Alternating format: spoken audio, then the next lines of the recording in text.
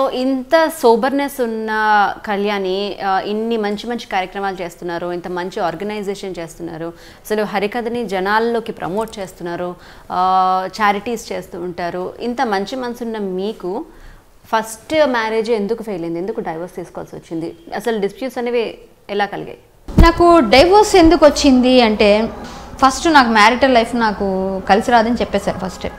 నా marital life నాకు బాగుండదు, నా లైఫ్లో నేను పడేది ఏదైనా అంటే నా పద్ధతి ఎలా ఉంటుందంటే అందరికీ అన్నీ అర్థం కావు. నేను అందరినీ ఆదరించాలి మనవాళ్ళు అనుకుంటాను, అవతల వాళ్ళు నన్ను ఏ విధంగా ఆలోచిస్తారని తెలుసుకునేసరికి సగం సమయం అయిపోతుంది. వాళ్ళు మనల్ని చూసే విధానం, వాళ్ళు నన్ను శరీరాన్ని చూస్తున్నారా మనసుని చూస్తున్నారని తెలుసుకునేసరికి చాలా వరకు అయిపోతుంది. అలా నేను చాలా ఇబ్బందులు పడ్డాను. నేను ఇంత మెచ్యూరిటీ నాకు ఇప్పుడు వచ్చింది, అప్పుడు అంత లేదు. అప్పుడు దూకుడు స్వభావం, చాలా దూకుడుగా ఉంది. నాకు డివోర్స్ అదంతా పెద్ద స్టోరీ. అదంతా ఏంటంటే మ్యారిటల్ లైఫ్లో నాకు ఎన్నో 32 years వరకు ఏమో బాగుండదని చెప్పారు. నాకు తెలియక నేను చేసుకున్నాను. నాకు 2 times నా లైఫ్లో డిస్టర్బ్ అయిపోయినా ఇప్పుడు బాగానే ఉన్నాను, హ్యాపీ ఉంది లైఫ్. కాకపోతే ఇప్పుడు చాలా హ్యాపీ నాకు. అంటే మగాడు తోడు కావాలి అనే సిద్ధాంతంలో ఒక ఆడదానికి తోడు లేకపోతే 100 మంది రాళ్ళు వేస్తారు అనుకొని నేను తొందరపడిన సందర్భాలే. అంటే మన వెనక మగాడు లేకపోతే అమ్మో చాలామంది అంటే నాకేంటంటే సపోర్ట్ ఉంటారని. అవతల వాళ్ళకి ఏంటంటే ఈ ప్యాకాట విషయంలో కూడా 2-3 సార్లు గొడవలు అయినాయి మాకు. ఆ విధంగా అయినాయి, అది కూడా ఫస్ట్ డివోర్స్కి కారణాలు ఇవన్నీ ఉన్నాయి. కానీ నేను దూకుడుగా అందరితో ఫ్రీగా మాట్లాడితే అవతల కొంచెం అనుమానాలు అపార్థాలు ఉంటాయి. అవన్నీ కూడా అవతల వాళ్ళు అర్థం చేసుకోవాలి. నేను ఫ్రీ మైండ్గా ఉంటే అవతలకు అర్థం కావాలిగా, అది అర్థం కాకపోవడం కూడా కొంచెం కారణాలు అయి ఉండొచ్చు. కానీ మ్యారిటల్ లైఫ్లో కొంచెం నాకు సాటిస్ఫాక్షన్ ఫస్ట్ నుంచి లేదు ఆ విషయంలో.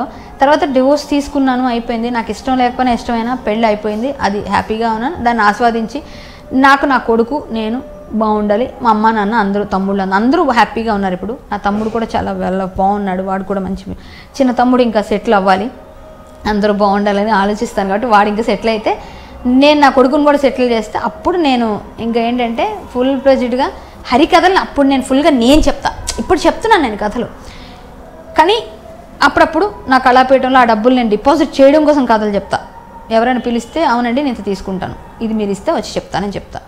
ఇప్పుడు మ్యారేజ్ లైఫ్ ఎలా ఉంది? ఇప్పుడు హ్యాపీ, చాలా హ్యాపీ. తను ఆ విధంగా చెప్పాలంటే చాలా హ్యాపీగా ఉన్నాను.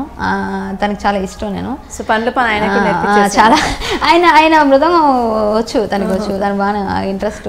కాకపోతే ఏంటంటే చూడాలి మరి ఫ్యూచర్లో ఏమవుతుందో. మా ఫాదర్ దగ్గర జాయిన్ చేసి నేర్పిద్దామని ఇంట్రెస్ట్ ఉంది. ఎందుకంటే నాకు ఆ లోటు భర్తీ అవుతుందని ఫీల్ ఉంది ఫ్యూచర్లో. అంటే మనం ఎవరు తల్లి తండ్రి అందరూ ఎవరు మనల్ని వదిలి వెళ్ళకుండా ఉండరు, ఎప్పటికైనా ఎవరైనా దూరం అవుతాం. మా ఫాదర్ విషయంలో నేను ఎక్స్పెక్ట్ చేయని తట్టుకోలేని శక్తులు అనమాట నాకు. అండ్ మదర్ అయినా అంతే ఉంటుంది అబ్వియస్లీ. కాకపోతే ఏంటంటే ఫాదర్ ఆయన పాడితే ఎవరైనా అలా పిన్ డ్రాప్ సైలెన్స్ అంత బాగుంటుంది ఆయన పాట. ఆయన మాట బాగుంటుంది, పాట బాగుంటుంది. మా నాన్నగారు హరికథ కళాపీఠంగా ఆయన చాలా సేవ చేస్తారు. ఆయన ఇప్పుడు ఈ వయసులో కూడా ఇప్పుడు ప్రోగ్రామ్స్ కానీ ఆయనే వాయిస్తారు మృదంగం. అమ్మో అద్భుతం. ఆయన సవ్యసాచి అంటారు, ఆయన పాడుతూ మృదంగం వాయిస్తారు. ఈ వైట్ ఫ్యూచర్ అంతా బాగా మంచి జరగాలి అని కోరుకుంటున్నాను.